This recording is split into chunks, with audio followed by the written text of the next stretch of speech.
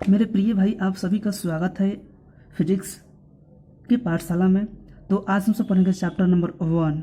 ठीक है, मैं आप सभी को बता दूं कि वैद्युत बल का फॉर्मूला आप लोग जानते हैं, 1/4πε0 इंटू में Q1 इंटू में Q2 बटा में R²। अब ये जो होगा वैद्युत बल का फॉर्मूला होगा, जो कि वैद्युत बल्ब को F के द्वारा सूचित किया जाता है। अब मैं आप सभी को बता दूं कि वैद्युत बल्ब का अगर विमीय फॉर्मूला लिखा जाए, विमीय सूत्र लिखा जाए इसका, तो इसका विमीय सूत्र हो जाएगा, जैसे इसमें हम लोग देखेंगे AT।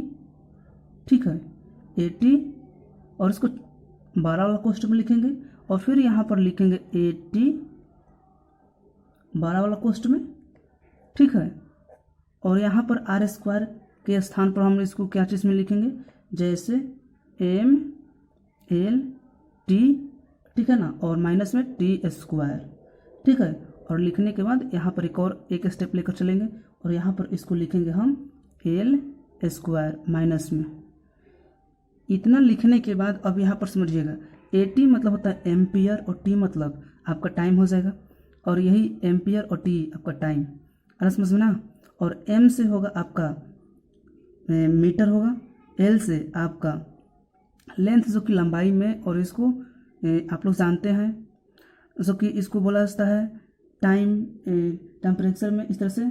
ठीक है, तो यहाँ पर आप इसको बोलिएगा 80 इंटू में 80। ठीक है, और बोलने के बाद फिर इसको बाई में बोलिएगा, मतलब कि बाटा में MLT−2 और L−2। इतना बोलने के बाद फिर आप इसको एक स्टेप बना करके लिखिएगा। इसको और इसको दोनों में अगर आप मल्टीपल करिएगा तो आपका कितना आ जाएगा, आपका आएगा A²T² आएगा ना, बहुत बेस्ट होगा।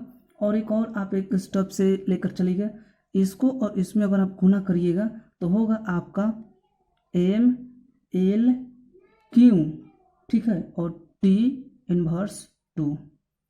अब यहाँ पर इसमें और इसमें गुना करिएगा तो आपका Q होगा। ठीक है, यहाँ पर आपका प्लस में होगा।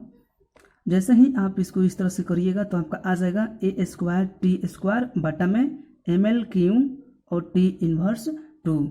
ये होगा आपका किसका, वैद्युत बल का विमीय सूत्र। ठीक है, अगर इसको और एक स्टेप बना करके लिखना होगा तो इसको हम लोग कैसे लिख सकते हैं, इसको लिखने के लिए इस तरह से एक स्टेप हम लोग बढ़ाएंगे, M−1, ये वाला ऊपर नीचे है तो ऊपर जाएगा तो इन्वर्स में हो जाएगा, तो M−1 और L और इन्वर्स Q। ठीक है ना, और T की पावर में 4 होगा माइनस में, और यहाँ पर आपका A²। नहीं समझ में आया। अब इस वाले स्थान पर हम इसको अगर नीचे वाले स्थान को ऊपर लेकर जाएंगे तो माइनस में होगा, जो ये आपका ये दिखाई दे रहा है प्लस में, ऊपर जाएगा तो माइनस में होगा। यहाँ पर आपका +1 छुपा हुआ है तो ऊपर जाएगा तो प्लस में माइनस में हो जाएगा 1। तो हमको उम्मीद है कि आप सभी को वैद्युत बल्ब का विमीय फॉर्मूला विस्तार से मालूम चल गया। ठीक है, अब हम लोग इसमें देखेंगे, एक होता है आपका एप्सिलॉन 0। क्या होता है, एप्सिलॉन 0। इसको हम लोग बोलते हैं एप्सिलॉन 0। क्या बोलते हैं, एप्सिलॉन 0 बोलते हैं। जैसे मान लीजिए कि इसको हमने बोला एप्सिलॉन 0 बोलते हैं। बट मैं आप सभी को बता दूं कि एप्सिलॉन 0 जो होता है, अगर एप्सिलॉन 0 का अगर मान अगर पूछ दिया जाए तो अधिकतर से अधिकतर एप्सिलॉन 0 के मान आपका इस वाले फार्मूला को ही हम लोग बोलेंगे। ठीक है, कितना, इस वाले फार्मूला को। और इस विमीय फार्मूला पर हम लोग एक क्वेश्चंस देखेंगे। अच्छा, हमको एक और बात बताइएगा, जैसे हमने आपसे बोला कि F1 और 2 अगर लिखूंगा और उस ऊपर वाले चिन्ह अगर लगा दूंगा वेक्टर, मतलब कि आपका बल होगा। अगर इस प्रकार के अगर आपका कोई रहेगा क्या बोलता है बल, तो उसको हम लोग बोलेंगे इसके स्थान पर, जैसे इसमें हमने आपसे बोला कि आवेश होगा इसके द्वारा, मतलब कि अब इसके द्वारा आवेश होगा आपका Q2, और अब इसके द्वारा आपका आवेश होगा Q1। आ रहा समझ में ना, जो कि इसमें आपका बल जो कार्य करेगा प्रतिकर्षण होगा। क्या होगा, प्रतिकर्षण होगा। इतना तो याद रखना होगा, जो कि आपका F जो होगा ना 1 और 2, मतलब कि बल आपका 2 कार्यों में लगेगा। मेरे प्यारे भाई, अब इसमें हम लोग एक क्वेश्चन देखेंगे। जैसे परमाणु में इलेक्ट्रॉन तथा प्रोटॉन के बीच की दूरी 5.3 गुना में 10 के पावर -11 मीटर है। तो इसके बीच के आकर्षण बल का तुलना करना है। क्या करना है? आकर्षण बल की तुलना है। यहाँ पर तो हमको एकदम साफ क्लियरली दिखाई दे रहा है कि हमको बल निकालना है, मतलब कि एफ हमको क्या करना, निकालना है। तो मेरे प्रिय भाई, इस क्वेश्चन को बहुत बेहतरीन तरीके से समझिएगा।